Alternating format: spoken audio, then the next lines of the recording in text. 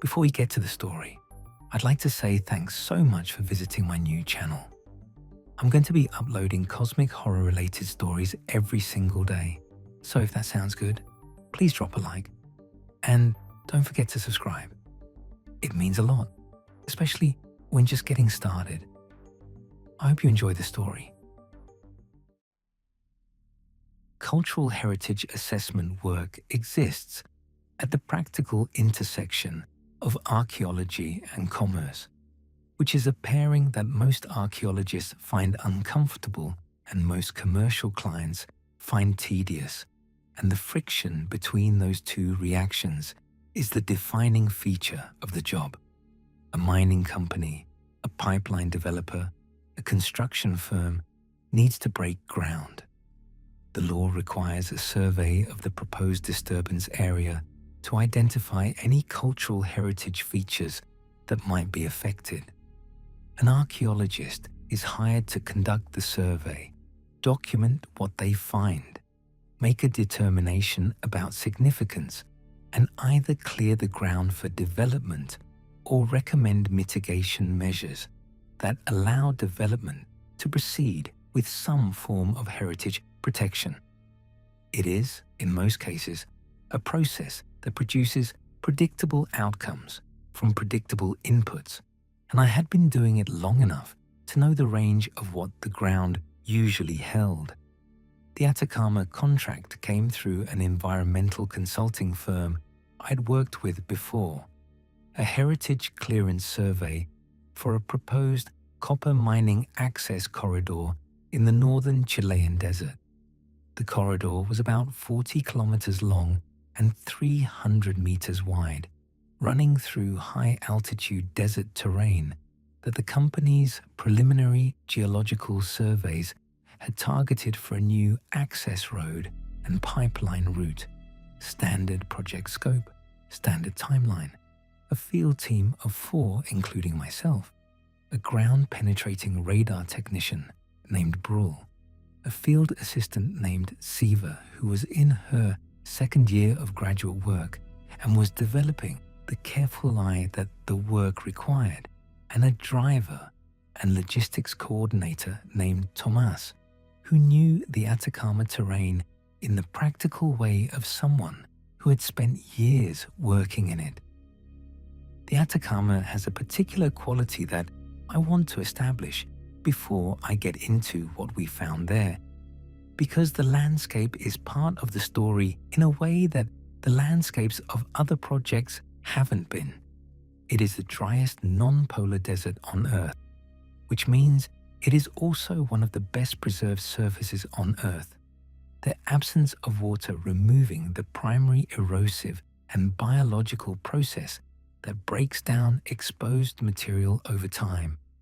Things that are put on the Atacama surface or buried just beneath it are kept in a way that other environments don't keep things, and the consequence of that preservation is that the stratigraphic record there is unusually legible, the layers more distinct and more datable than in wetter climates. I knew this going in, had worked in the region twice before, and it was part of what made the survey work feel manageable even across 40 kilometers of remote terrain. Brule ran the ground-penetrating radar in systematic transects across the corridor, a process that took the better part of the first week to complete across the full project area. Most of the returns were what I expected: geological layering, the occasional shallow void that might represent a deflated surface feature of indigenous origin, nothing that required immediate attention. The anomalies that flagged as potentially significant were in the southern third of the corridor, a cluster of returns at depth that the radar characterized as dense regular features embedded in the surrounding sediment in a way that differed from the geological baseline Brule had established from the first 2/3 of the corridor, regular in the specific sense that matters to a heritage assessment. not the regularity of repeated geological process, not the banding of sediment layers or the clustering of mineral deposits, the regularity of things that have been arranged, objects placed in relationship to each other according to a plan, the subsurface signature of structure. I flagged the anomaly cluster for investigation, and we set up the excavation grid over the strongest returns, the methodology that begins every investigation of this type, systematic and slow and designed to extract maximum information from the ground without damaging what's in it. Siva managed the grid while I worked the most promising quadrant, and Brule moved on to completing the remaining radar transects, while Thomas managed the camp and the logistics that kept 4 people functional in remote desert terrain. The first worked stone appeared at 43 centimeters below the current surface. I want to describe what worked stone looks like when you find it in a heritage context, because the distinction between worked and unworked stone is the distinction between evidence of human activity and everything else, and making that distinction correctly is the core competency of the job. Worked stone has been touched by a process that geological process doesn't produce: cut surfaces, shaped edges, the particular marks of tools applied by a hand with a purpose. The stone I uncovered at 43 centimeters was worked in a way that left no interpretive ambiguity, a flat-cut face that the geological history of the area had no mechanism to produce, and a corner where 2 cut faces met at an angle that only intentional shaping creates. I called Siva over and she looked at it, and we both looked at the sediment profile of the excavation wall, the layered stratigraphy that recorded the accumulation of material above the feature since it was buried, and we both did the rough calculation that the visible layers implied before either of us said anything about it. The rough calculation was not a comfortable one. We excavated carefully through the rest of that day, exposing more of the feature and keeping the sediment profile clean for documentation, and by evening, we had enough of the structural surface visible to confirm that what we were looking at was architectural in scale, a section of a larger structure whose full extent the initial excavation hadn't reached. The worked stone continued in both directions beyond the edges of our current grid, implying dimensions we hadn't exposed yet, and the quality of the stonework, the precision of the cut surfaces, and the tight fit between adjacent stones was better than anything I had seen from any known prehistoric culture in the region. I sent the sediment samples to the dating laboratory that evening via a logistics arrangement Thomas had set up in advance with a courier service that served the remote area. We extended the excavation grid over the following week while we waited for the results, working carefully outward from the initial find to map the structure's extent. What emerged from the ground slowly and in the patient, incremental way that excavation always proceeds was the outline of a platform, a large flat structure built from the worked stone we'd initially found, extending across an area that the completed exposure placed at roughly 30 meters by 20 meters, oriented in a direction that I noted in the field records and didn't think carefully about until later. The dating results came back on a Thursday.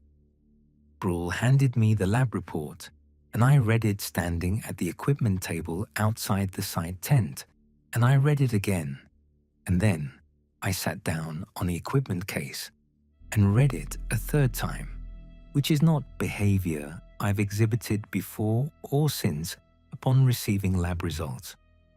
The sediment layers immediately above the structural surface dated to a period that the lab's report phrased carefully in the language of statistical range, the way dating results always are phrased, but the ranges were clear enough and consistent enough across the multiple samples we'd sent that the uncertainty didn't change the conclusion by any meaningful amount. The structure had been buried for a length of time that placed its construction so far before any acknowledged human presence in the Americas that I sat on that equipment case for a long time without moving, doing, and redoing the arithmetic the way you redo arithmetic when the result seems wrong, until I accepted that the arithmetic was right and the result was what it was.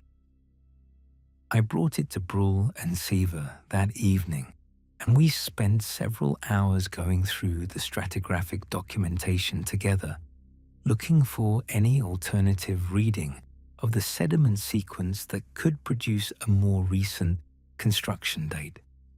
We were thorough and we were motivated, and we came up empty. The stratigraphy was clean, the dating was internally consistent, and the structure beneath us had been built during a period when, according to everything currently known about human prehistory, there was nothing in the Americas capable of building it. Nothing human. The full platform exposure took another week to complete, and the additional excavation produced details that added dimensions to the problem without simplifying it. The stone used in the construction was not local to the area, which had its own implications about the logistics and the organizational capacity of whoever had built here, and the stone's composition was a type that the nearest natural source placed at a significant distance across terrain that would have required substantial effort to cross. Someone had moved this material a long distance to build a platform in the middle of the Atacama. The orientation was what I spent the most time with in my field notes, the aspect that I kept returning to as the platform became fully visible and I had enough of its geometry to analyze.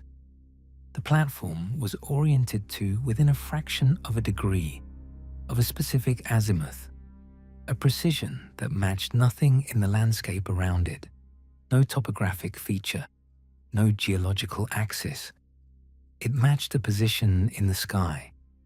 Working through the astronomical calculations with the software I had on the field laptop, accounting for the precession of the equinoxes, the slow wobble of the Earth's axis that shifts the apparent positions of stars and other celestial objects over thousands of years, I identified what the platform's orientation corresponded to at the time of its construction. There was a specific region of sky that this platform had been built to observe, a position that would have been significant at the time of construction in a way it no longer was, because precession had moved it, and accessing that sky position required being in the Atacama specifically, at the latitude of this site, at the altitude of this terrain, because from here, under the clearest atmosphere on Earth, it would have been visible with a clarity available from almost nowhere else on the planet's surface. Whoever built this platform knew what the Atacama sky looked like, knew what latitude they were at, knew what the sky's geometry was from this specific position on the Earth's surface, and built a precision observation platform to look at a specific thing in it. The knowledge required to select this location for this purpose, to orient the platform with the precision we were measuring, was not the knowledge of a culture that had stumbled onto a good observation site. It was the knowledge of a culture that had surveyed the planet's surface and its sky and had identified this spot deliberately for a specific astronomical purpose and had built a permanent structure to exploit it. I filed the interim assessment report with the mining company's environmental liaison on the following Monday. The report documented the find in full technical detail: the location, the dimensions, the construction materials, the dating results, the stratigraphic context, and the orientation analysis. I wrote it in the careful language of professional assessment, accurate and complete, and deliberately free of the interpretive conclusions that the data supported, but that I knew the context didn't allow me to state plainly. The company's response came through the environmental liaison rather than through any scientific channel, which told me the report had gone to their legal team rather than to anyone with a background to evaluate the scientific significance. The response directed me to flag the feature as a significant heritage find requiring further assessment, to cover the excavation and protect the site surface, and to submit the complete documentation to their legal department for review pending a decision on project modifications. I knew what project modification decisions looked like in practice. The corridor route would be adjusted a sufficient distance from the documented feature boundary to satisfy the legal requirement for avoidance. The assessment report would live in the company's compliance documentation where nobody outside that system would see it, and the platform would be covered and preserved in the sense of being buried and unexamined and effectively inaccessible. Siva asked me on the last evening before we broke camp what I thought it meant. I told her I thought it meant that the Atacama had been recognized as significant, as the clearest sky on Earth, by something with the knowledge and the organizational capacity to survey the planet's surface and act on that knowledge, and that whatever had looked up from that platform at whatever they had oriented the platform to see, had done so at a moment in Earth's history when nothing we currently acknowledge was capable of it. She asked me what they were looking at. I told her I didn't know. I'd identified the sky position the platform observed. I hadn't been able to determine what was at that position at the time of construction, what object or region of sky they had built with such precision to observe. I've continued to work on that question since the field season ended, in the time available to me outside my current work, which is no longer heritage assessment. The precession calculations are straightforward enough. The question of what was at the target sky position at the relevant time is harder because it requires knowing what the builders considered significant, what they were looking for or looking at, and that requires understanding something about their astronomy that the physical remains don't directly record. What I've established is that the target position corresponded to a region of sky that current astronomy considers unremarkable. No significant catalogued object, no obvious reason for dedicated observation. If there was something there worth building for, it either isn't there anymore, or it isn't something our current sky surveys would flag as significant. The platform is covered under Atacama sediment now, protected in the way that the desert protects things, the dry air and the absence of biological process preserving the stonework in the same state it was in when we left it. It will be there for a very long time. Whatever looked up from it did so long before anything in the current record of life on this planet should have been looking up at anything, and they looked with enough knowledge of the Earth's geometry and the sky's geometry to build a precision instrument for it, which means They understood where they were, and they understood what was above them, and they had a reason to watch it that justified the construction. The Atacama sky is still the clearest on Earth. I don't know if whatever they were watching is still there. I don't know if it was ever something we would recognize as a thing to watch for, but something new to look. Long before we did,